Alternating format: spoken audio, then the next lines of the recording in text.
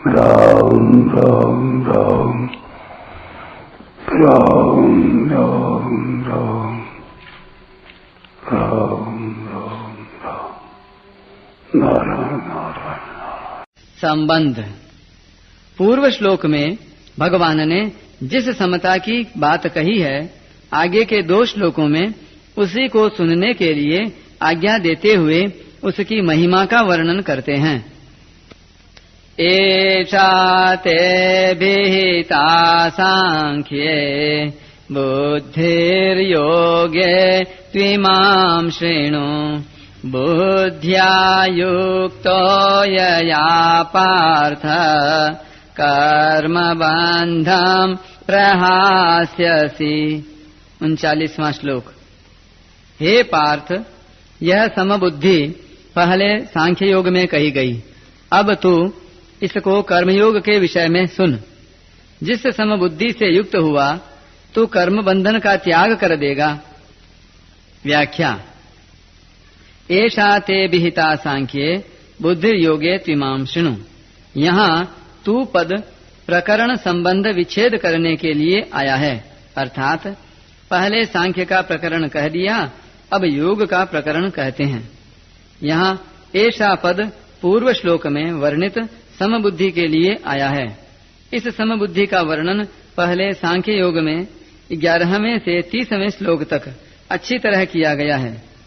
देह देही का ठीक ठीक विवेक होने पर समता में अपनी स्वतः सिद्ध स्थिति का अनुभव हो जाता है, कारण कि देह में राग रहने से ही विषमता आती है। इस प्रकार सांख्य योग में तो समबुद्धि का वर्णन हो चुका है। अब इसी समबुद्धि को तू कर्मयोग के विषय में सुन। इमाम कहने का तात्पर्य है कि अभी इस समबुद्धि को कर्मयोग के विषय में कहना है कि यह समबुद्धि कर्मयोग में कैसे प्राप्त होती है, इसका स्वरूप क्या है, इसकी महिमा क्या है।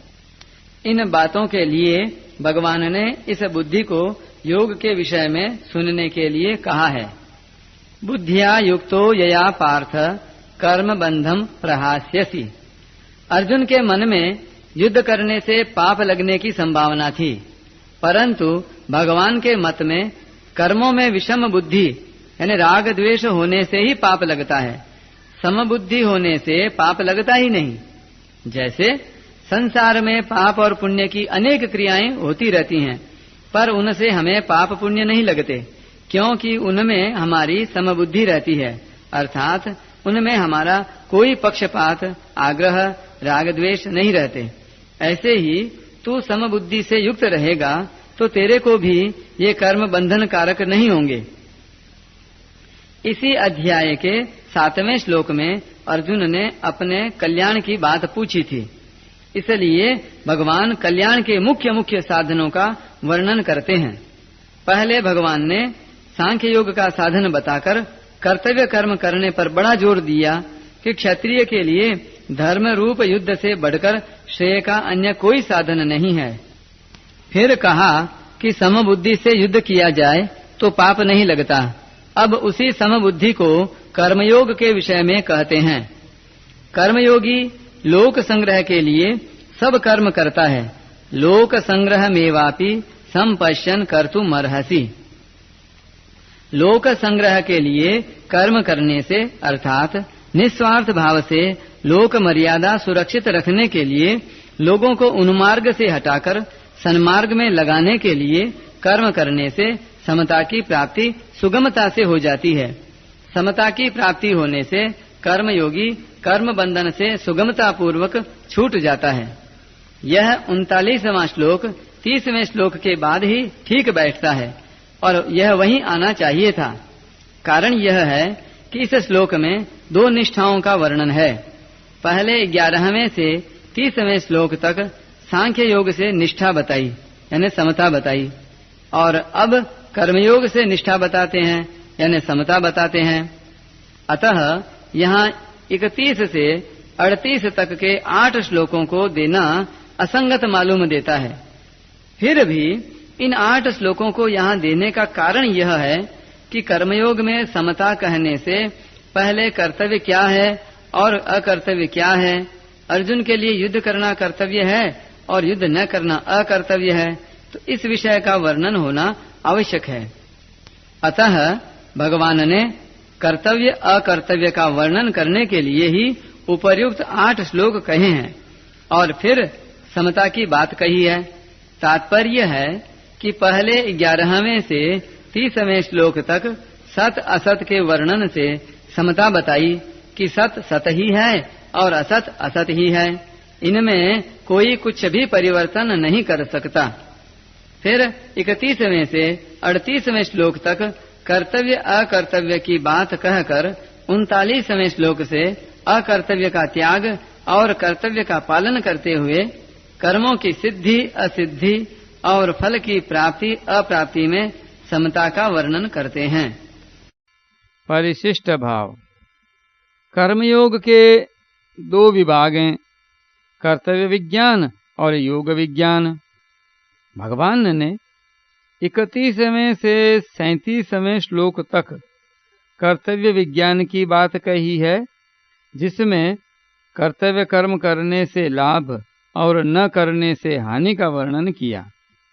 अब यहाँ से 53वें श्लोक तक योग विज्ञान की बात कहते हैं।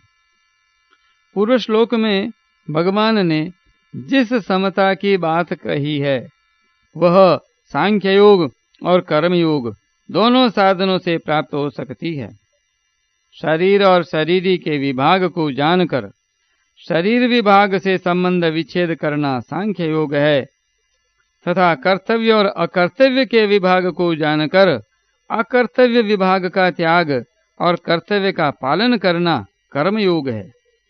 मनुष्य को दोनों में से किसी भी एक साधन का अनुष्ठान करके इस समता को प्राप्त कर लेना चाहिए, कारण कि समता आने से मनुष्य कर्म बंधन से मुक्त हो जाता है।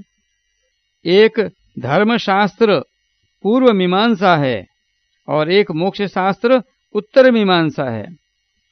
यहाँ 31वें से 37वें श्लोक तक धर्मशास्त्र की और 39वें से 53वें श्लोक तक मोक्ष शास्त्र की बात आई है।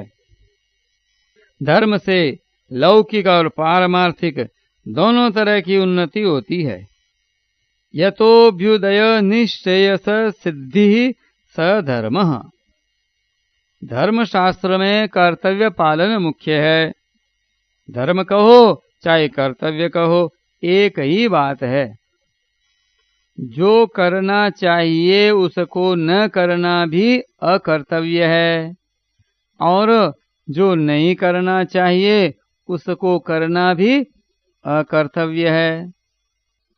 जिसमें अपने सुख की इच्छा का त्याग करके दूसरों को सुख पहुंचाया जाए और जिसमें अपना भी हित हो तथा दूसरे का भी हित हो, वह कर्तव्य कहलाता है। कर्तव्य का पालन करने से योग की प्राप्ति अपने आप हो जाती है। कर्तव्य का पालन किए बिना मनुष्य योगारूढ़ नहीं हो सकता। योग की प्राप्ति होने पर तत्व ज्ञान स्वतः हो जाता है, जो कर्मयोग तथा ज्ञान योग दोनों का परिणाम है।